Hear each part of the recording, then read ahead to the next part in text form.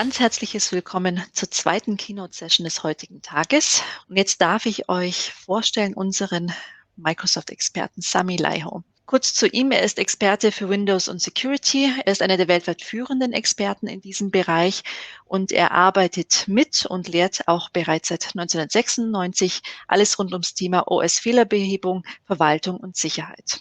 Ich habe mir auch sagen lassen, dass er einer der Top-Influencer in diesem Bereich ist und auch ein bereits mit Awards ausgezeichneter Sprecher. Von daher würde ich gerne das Wort natürlich gleich an ihn übergeben. Sein Thema Zero Trust, the new normal for IT security. Sami, I'm taking myself back and I'll give the stage to you and looking forward to your session. Thank you. Thank you so much. I am super happy to be here. I am doing this session from my basement, from my home theater in Finland. So as said, the session title is called Zero Trust, the new normal for IT security. And of course, everyone is hoping that we could do this in person soon, but we're still, again, I'm in my same basement where I am for almost every day for the past year or so. I used to travel more than 200 days a year before Corona. Actually, 2019, I did 208 days of travel, 189 airport visits, and I flew 3 hours more than a British Airways captain. So different times. These times are actually very difficult for us Finns, because in Finland, now the government has put in these strict regulations that we actually have to stand 2 meters apart. And that's very close for a Finn. I mean, we're not used to being this socially close to each other, but now we have to stay 2 meters apart. So this is it's quite nerve-wracking for us, but we are trying to learn and cope with it.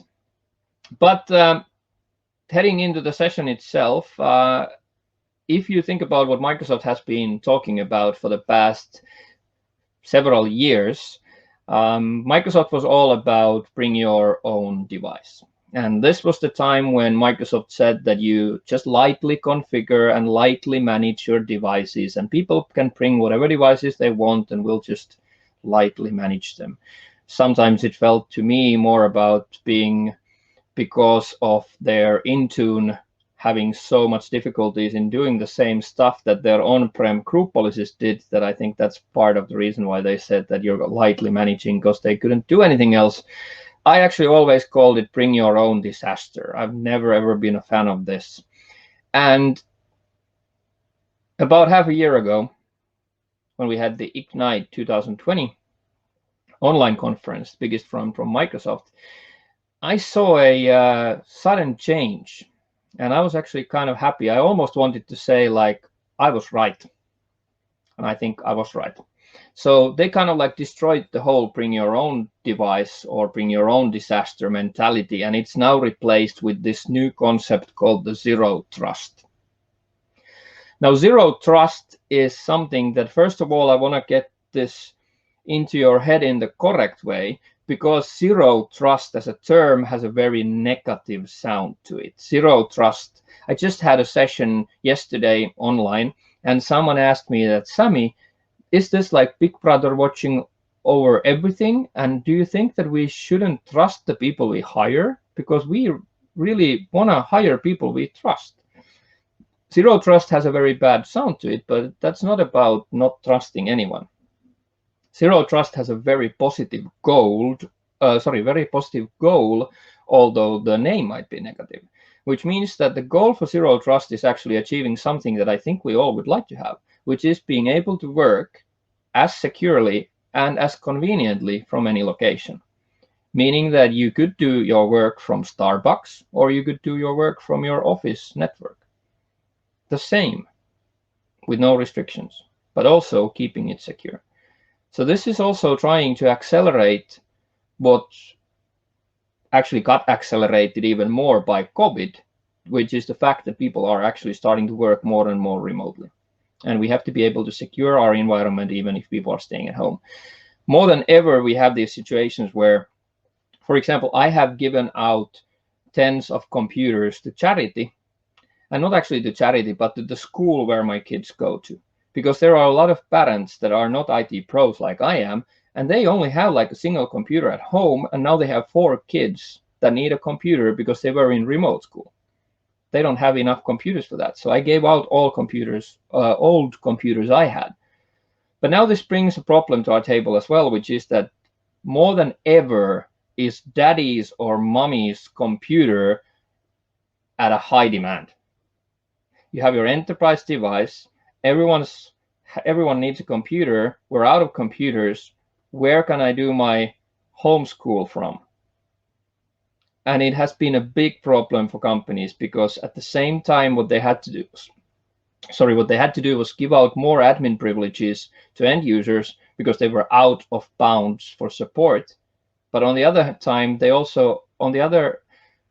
they also had the kids that were borrowing the enterprise computer to do personal stuff. And this is what we're trying to fix. We're trying to make it so that we can work securely in a controlled manner, but as efficiently as before, even when we're working in a remote location. So just if zero trust sounds bad, it does have a very, very positive goal to it. All right. Zero trust principles. There are 3 main principles to zero trust. First one, verify explicitly. This means that we are at a stage where we will have to verify every connection, whether they're coming from an internal network or from a cafeteria. MFA, multi-factor authentication, used to be something that we would put on for admin accounts for Azure management, for example. But now MFA becomes a norm for everyone. We will strongly authenticate anyone connecting. Use least privileged access. This is the most enjoyable time for me, because my company has specialized in removing end user admin rights for 2 decades now. I started in 2002, being almost the only one who was thinking that no one should have admin rights. And now we're moving to a lockdown environment where people only have the required privileges to keep out malware and to keep out those breaches from getting from a single computer to keeping the whole company as hostage. And least privileged access, the principle of least privilege, is at the core of zero trust as well. And the third one is assume breach. And assume breach means that we will monitor our networks thinking like it has been breached. There was an old saying in IT security where people said that there's only 2 kinds of companies in the world: companies that have been breached and companies that don't know they've been breached. And now we're kind of just putting that into effect. So we're actually starting to look at our environment assuming breach. These are zero trust principles. And one of the biggest things that I would like you to start taking your networks to. We have a lot of things to work with, even on the ground that we've been working on before, like getting rid of admin rights. I just started a project last week to get rid of 330,000 local admins in a single company. Microsoft themselves is quite a hypocritical company, if you ask me, because they actually say that everyone needs to get rid of local admins, but they have about 140,000 local admins in their network. So there's a lot of stuff to do on the old things that we've been talking about before. But one of the new things, and one of the core things inside of zero trust, is forget internal networks. If you had your security boundary in your office outside of your building, thinking your building is safer than outside of the building, shrink that. Shrink it so that the border is actually around your data center, or the border is around your server room. Start building your internal networks and start building your office like it's just a hotspot, giving Wi-Fi access exactly like Starbucks would. If you have a VPN to connect in from Starbucks, you should have the VPN to connect in from your local office as well. Forget internal networks. We can do this with lots of different solutions. We can do this with microsegmentation of the networks on application level. We can do this with IPsec. We can do this with different hardware devices. And just keep this in mind and keep it as your goal to get rid of your internal networks. I don't mean inside of your data center, but I mean in your office networks. This will, again, for many have a negative sound to it because it sounds like now it's, people think like now it's as hard for me to work from the office as it is from home, but that's not the idea. The idea is that we're going to make it as easy to work from home as it is to work from the office. The motto, the slogan for Zero Trust is never trust, always verify. Again, might have a negative sound to it, but has an extremely positive goal. The components of Zero Trust. There are multiple components inside of Zero Trust, and the core components, the first one is identity. Okay, so in identity, this means that we need to verify everyone. So even before we had these limitations where if you would log on from your workstation in the internal network, you would just use your password. Now, if you would do a VPN connection, you would need an RSA token, or you would need some sort of a multi-factor authentication from your mobile phone. Now we're going to take that and put that into internal networks as well. 90% of end-user-based attacks last year, for example, were either ransomware or phishing. Multi-factor authentication kills 99% of all phishing attacks. Phishing attacks are extremely difficult to handle because only two ways we can, only technical thing we can do is MFA, and then the one last percent remaining is all about education. So also, of course, a heavy recommendation is to implement things like simulated phishing attacks, where your end users hopefully will fall into your traps instead of the real traps. Devices. Gain visibility for all devices accessing your network. Don't let them use any kind of device. Start identifying devices, making sure that their health is okay. They have a firewall on, they have anti-malware up to date, they have whitelisting, they have whatever solutions you have in place, but just make sure that they are actually enforced and used. So that's totally the opposite of bring your own device. And I'm happy for that. I do believe in that I want in the system where I know what we have. Applications. We used to live in the Stone Ages where people had admin rights and we would run any applications. We kind of moved for the past 10 years. We tried to move to an environment where people don't have admin rights, but still applications are allowed by default. And then we have a very horrible case of anti-malware trying to identify what is bad. The problem is there's 1 million pieces of new malware variants found per day, which makes it impossible for anti-malware to be able to blacklist what we are not supposed to run. So we have to move to the situation where IT first accepts trusted and secure applications, meaning we're moving to allow listing, aka whitelisting. And kill off shadow IT, people choosing their own ways and their own apps to do things that we want them to do. Data-wise, we're moving away from perimeter protection of data. We're moving away from keeping the unsecured data on secured platforms, which means that we were relying on BitLocker keeping them protected when we're offline, and we were protecting them by sending them through VPN connections that were encrypted, but the data itself was not at the center of the protection because the data itself was still unencrypted. We're moving more to protecting the data. Why does the data get protected only when it's in a certain media? I mean, the data itself should be protected. This becomes, for example, in Windows, this becomes a lot easier because the EFS service that was bound to the NTFS file systems before is now a new version in Windows 10, which is also compatible with USB keys and stuff like that. So we can actually protect the data itself.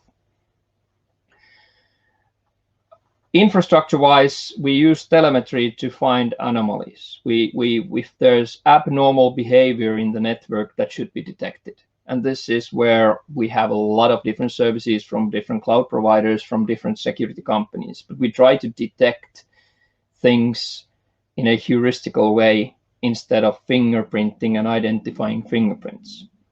There's bad behavior. Is there a real business reason that there is a network connection from our company network or our data center's network into a Tor network? Most probably not. Let's tag it and let's figure out why. So we're monitoring everything based on the fact that we have been breached. We detect everything all the time, not only starting to detect when we see something, but all the time. Network-wise, encrypting all communications. We used to only encrypt communications when they were going through a VPN connection from a external network into our data center. But now we're moving this so that we will authenticate all communications, and mostly we will encrypt all communications.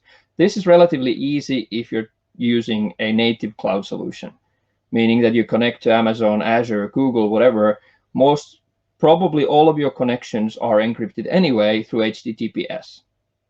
But this needs to now apply to the on-prem stuff we also have. So we want to encrypt networks even if they are what we used to call internal networks. As I said, microsegmentation is one thing that we want to do as well, which is at a core, this is something I used to try to do in the beginning of 2000 when IPsec was introduced for Windows, but it only has kind of like hit home now lately, which is the fact that if you have a computer that doesn't work with, let's say, SAP, why does it need to talk to the SAP servers? It shouldn't. So instead of having like people going through a door, plugging their computer into a network, we should stop letting them access everything in the network or everything in the wireless LAN or everything in the virtual LAN and move into having every endpoint as an entity that can potentially connect to services, but only if there's a need for that service. So going even deeper than just virtual LANs. IPsec, for example, is a perfect example of how you can achieve this, and even with a lower budget. I would like to end this by reminding you of a few things. First of all, if you're not on Twitter, get on Twitter. You can't be in the security business if you're not on Twitter. I don't really care if you're on Facebook. I don't really care if you're on Clubhouse, TikTok, or whatever. But I do care about the only one that has a business impact, whether you are being secure or not, and that is Twitter. So please follow me on Twitter. And also, one last thing is to remind you of the most important rule in security, which is in security, don't let perfect be the enemy of good. If the solutions I just described and the concepts I just described, if you can't put them into effect 100%, still aim as high as you can. There are so many cases where I have introduced or I'm going to introduce a solution, a concept into the network, but the security department shoots it down by saying that we found a potential weakness in it. I have a customer that has no BitLocker encryption on Windows because they found out that the TPM chip can be hacked. And that's true, it can, with an electron microscope. I don't know about your country, but in my country, electron microscopes are not really like carry-on size. So why not have 99.99%, but go down to 0 because you have a potential weakness in it? So do your best, deploy as much as you can. That's the time I have allocated for this, so I hope I'll see you on Twitter, and I want to thank you so much for listening and giving me the opportunity to present here. So we're going to open this for a little bit of Q&A. Thank you very much, Sami. It was a pleasure listening to you again. All right, thank you, it was great, Leila says. Okay, so you have, I think, lots of positive reactions for your session. We do have a comment from Paolo. He, well, thank you for your very good presentation. he is missing a component that is also very important from his point of view, human transformation. Without a proactive involvement of all employees, zero trust can hardly be achieved. Do you also see it that way? And what do you recommend from your experience? Well, of course, yes, you have to get all your employees part of this as well. So even more important, I would say, is to get your manager level into these projects as well. So what for example, a big change that I did some time ago when we started deploying this was that when we had the instructions sent to the end users on how to operate in our networks, or that we are instructions on our new kind of like restrictions that we put in place, new ways of operating, we started to get our managers to send those emails out. So whenever things are coming from the security department or the IT department, many people still think that IT actually only exists to break things. And many people think that security department's only purpose is to make things a bit more difficult. And it's sometimes difficult. So the first thing you have to get is management buy-in. You have to get your management involved, make them send those instructions to the end users or the information on how you changed it. But the most important thing in security, kind of the layer 7 around security, is end user instructions and end user training, and that's what I do a lot. And of course, that's what I get paid for. So I have been teaching nurses in the Finnish hospitals, for example, and Oh, you have wow. to get to that level. All right. Okay. Thank you. So before we all meet back in the lobby, all right. Another question: how important is passwordless authentication? Passwordless authentication is very important, and it's a thing that's. I'm a Microsoft person mostly because I've worked my whole life with Microsoft products. In Microsoft, for example, Azure Authenticator can be used to authenticate your connections with the MFA token only when you are using Microsoft accounts currently, but it's not publicly available still for Azure accounts for companies. So that's coming.